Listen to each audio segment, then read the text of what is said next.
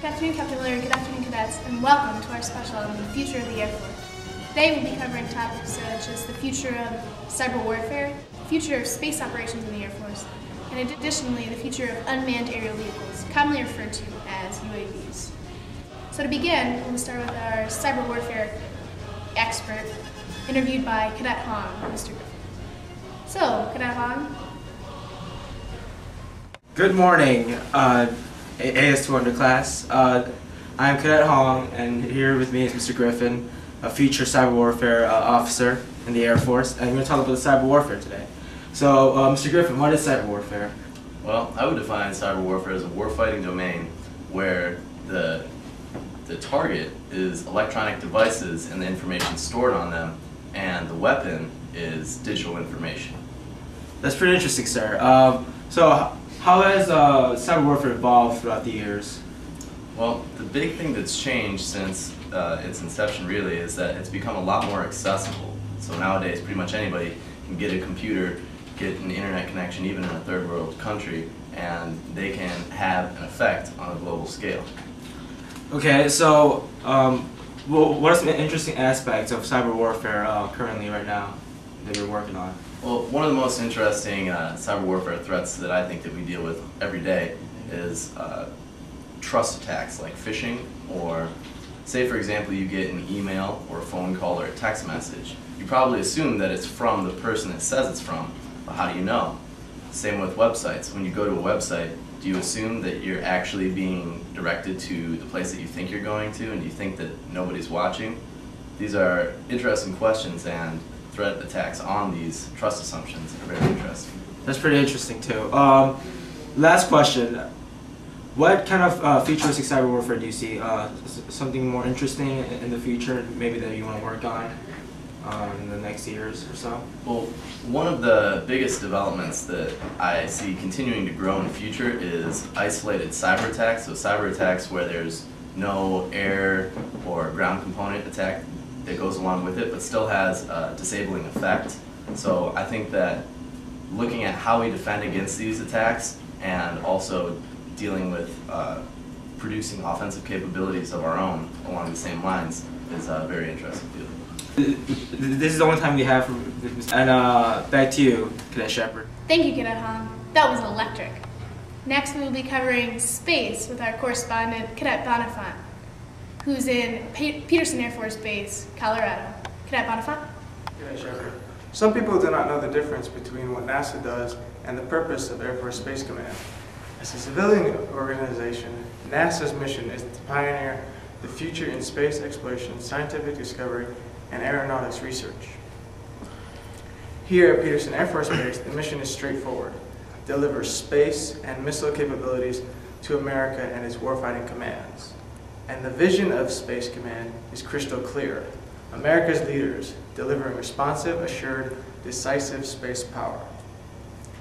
So how is Space Command fulfilling its mission and vision? By conducting global vigilance, which is in essence the persistent, worldwide capability to keep an unblinking eye on any entity, to provide warning, capabilities, and intentions, as well as identity and the needs and opportunities. In addition to this, Space Command is also developing ways to protect military and civilian satellites from possible attacks. It is not hard to imagine what a catastrophe it would be to lose satellites to a systematic enemy attack. The United States has two military options: weaponizing and hedging. Weaponizing is the process of placing permanent weapons systems in space in anticipation of an attack. Hedging, which focuses on vulnerability reduction, minimizes any adverse consequences in the event of space warfare initiatives by the enemy.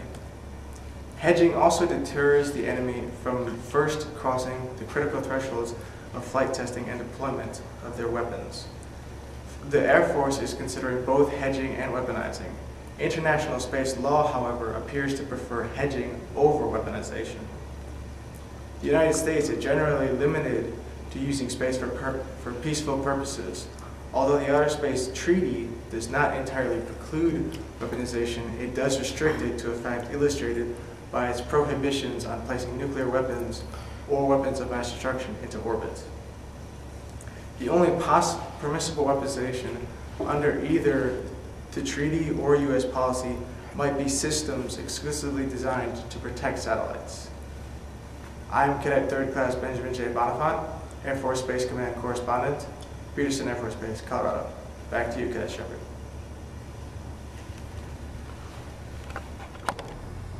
That was out of this world, Cadet Bonifant. Next, we'll be covering UAVs with Cadet Chang, who's in Wright-Patterson Air Force Base. Cadet Chang. Afternoon, Captain Willard. Afternoon, cadets. My name is Cadet 3rd Class Oliver U. Chang. Today I'm going to be talking to you about the subject of UAVs. So what's a UAVs? UAV stands for Unmanned Aerial Vehicles.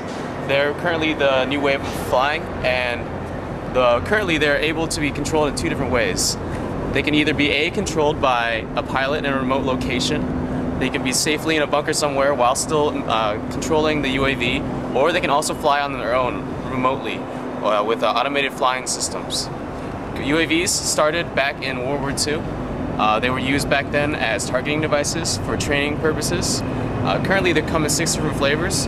They can be reconnaissance, decoys, combat and logistics, research and development, or civil aviation. The purposes and the pros of using UAVs is the fact that they can do things that people either A, don't want to do, or they couldn't do.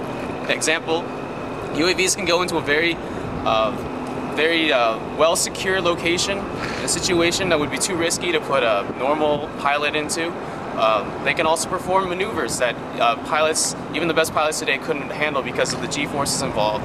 They can also stay aloft for just days on end and do things essentially that all the jobs that normal pilots shouldn't, couldn't, or wouldn't want to do. They're also cheaper to fly, cheaper to maintain, and the greatest purpose of all is they're expendable. Nobody has to go home and say, I'm sorry, your son or daughter has died because of combat. We can put them into situations that we wouldn't want them to do.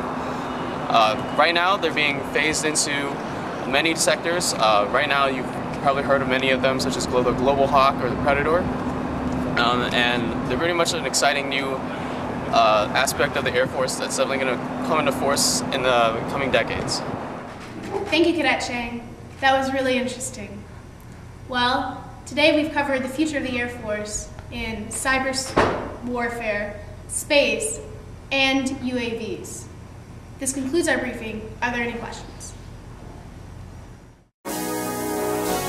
Rubbing on that Italian leather, them convict jeans on.